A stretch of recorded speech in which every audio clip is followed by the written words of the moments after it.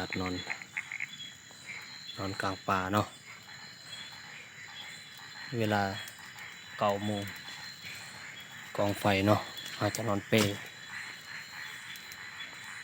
เนาะดาวกลางถนนเนาะบรรยากาศเงียบแคมห้วยเนาะนอนแคมห้วย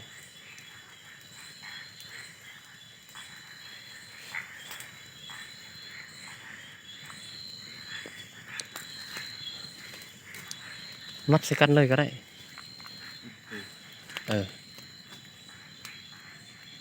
อันบนนั้นเสือกมันก็ใส่เสือกเอาบักยาวสูงรถเพื่อมันเอ็นมันสูงอันนั้นสีหัดสีอันนั้นสั้นอันนั้น